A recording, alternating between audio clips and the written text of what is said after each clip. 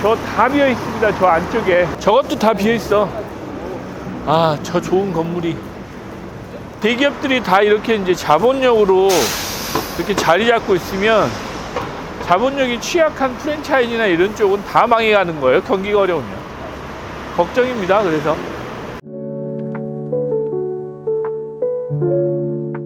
네, 박지현 대표입니다. 자영업자 폐업의 실상을 보면 어찌 보면 이 경제 활동이 거의 마지막 단계에 선택하는 최후의 수단인 분들이 의외로 많죠.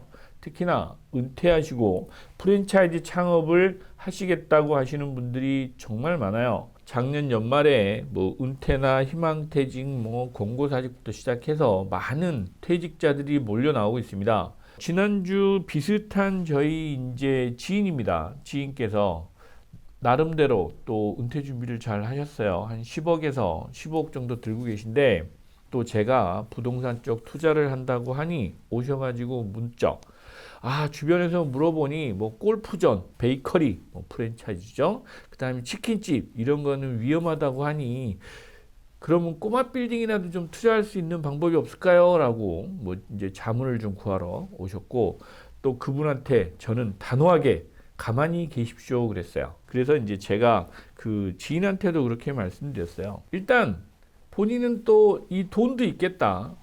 또 하던 일들이 있어서 목에 힘은 들어가 있는데 어깨에 뽕 들어가 있는 거를 또 금방 내려놓지 못하죠. 우리 흔한 말로 쪽팔려서 허드렛 일은 못하겠고 폼나는 일은 하고 싶고 또 집에서는 자꾸 와이프분이 또 저기 눈치도 주죠. 뭐 오늘은 어디 안 나가 뭐 이렇게 하시는 분도 있다 보니까 그런 분들 같은 경우는 뭔가 해야 되겠다는 조바심이 자꾸 생기셔서 저한테 자꾸 오세요. 기본적으로 여러분들 자영업을 하시면 예를 들면 스타벅스를 말씀드리겠습니다. 스타벅스면 돈을 많이 벌까요?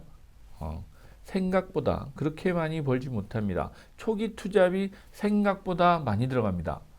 그러면 치킨집은 어떨까요? 마찬가지죠.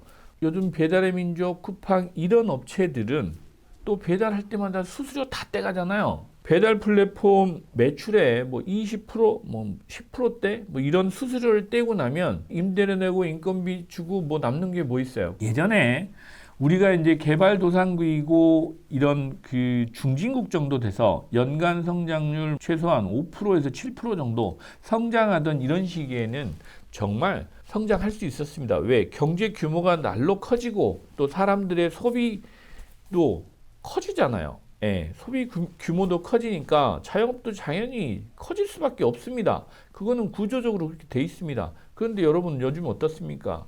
우리나라 경제 성장률 올해 해봐야 뭐 2%를 기대하고 있는 것 같은데 뭐 1.8, 1.9 이 정도예요.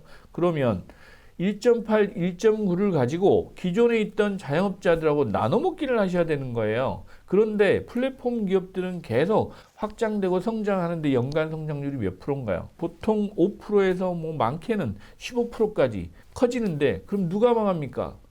평균 성장률 2%에서 그 사람이 15% 가져가면 나머지는 다 마이너스란 얘기예요. 망할 수밖에 없어요. 구조적으로. 이런 구조를 가지고 있는 게 현재 자영업자의 현실이다라는 부분을 말씀드리고 싶은 겁니다.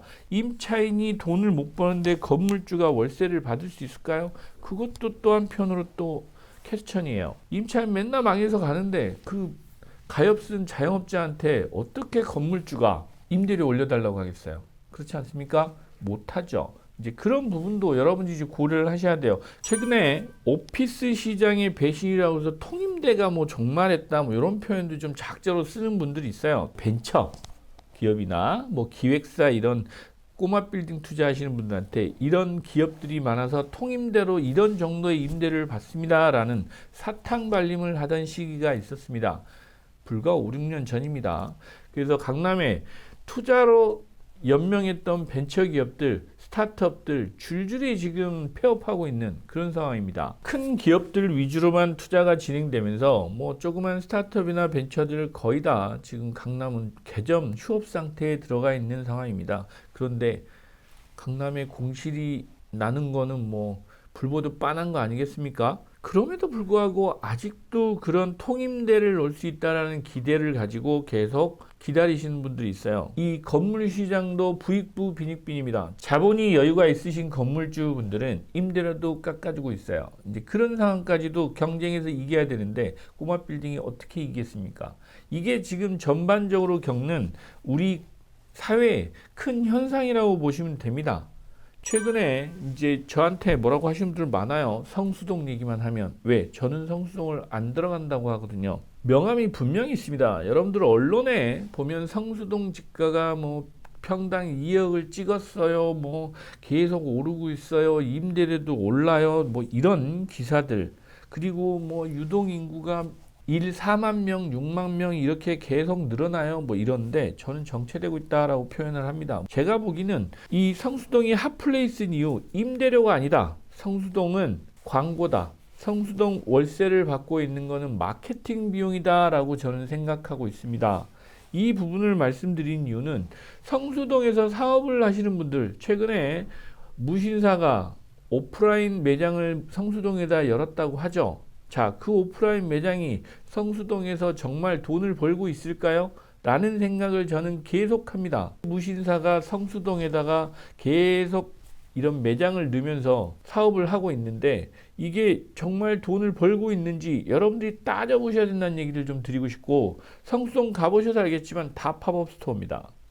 거기서 돈 벌려고 기업들이 가는 거 아닙니다. 마케팅 홍보하는 겁니다. 삼양라면도 그렇고 농심도 그렇고 해외 수출해야 되잖아요. 근데 외국인이 많이 오죠. 그러면 거기서 얼마나 광고하기 좋습니까? 그러나 제가 그 말씀을 드리고 싶어요. 성수동 건물주도 정말 돈을 벌고 있을까? 라는 생각. 아파트하고 똑같습니다. 원베일리가 70억이라고 하는데 팔아야 내 돈인 겁니다.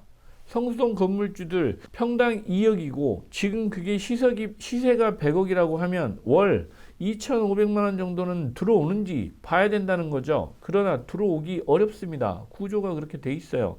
저층에 신축이어도 위층 임대료는 그렇게 높지 않습니다.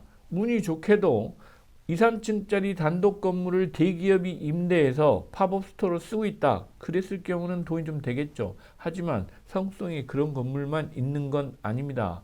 실제로 그런 기업들도 이젠 들어올 만한 기업들은 어지간한 데는 다 들어와 있어요. 더 들어올까요? 우리나라 경제가 엄청나게 성장을 해야 되겠죠. 예를 들면 화장품 기업이 많이 생겨난다거나 이런 상황이 벌어져야 되는데 쉽지 않습니다. 성수동에 투자하는 게 맞아 라고 하면 저는 단호하게 위험합니다 라고 말씀드리는데, 왜냐? 그 사람들은 언제든지 떠날 준비가 돼 있습니다. 사람들이 조금만 줄기 시작하고 트렌드가 바뀌고, 예를 들면 성수동에서 여의도로 옮겨간다? 영등포로 옮겨간다? 그러면 그 사람들은 6개월에서 1년 사이에 떠날 준비가 다 돼 있는 그런 상황이에요. 근데 거기다 믿고 덥석덥석 여러분들은 큰일 납니다. 우리는. 왜냐하면 망하면 전 재산이잖아요. 하지만 대기업들은 그거 망한다고 안 죽습니다. 눈 하나 껌쩍 안 해요. 다 비용 처리할 거거든요. 경쟁할 사람하고 경쟁해야지. 대기업하고 여러분들 경쟁하시는 거 쉽지 않아요. 대자본하고 경쟁하는 거 쉽지 않습니다. 상업용 부동산 투자 현실은 아주 냉혹합니다. 투자는 유행을 쫓는 것이 아니라 흐름을 파악하고 선제적으로 대응하는 것이 가장 중요합니다. 청개구리처럼 투자해라. 내가 먼저 들어가서 잘 만들어 놓고 가장 좋을 때 나오셔야 되는 겁니다. 그래야 돈을 버실 수 있습니다.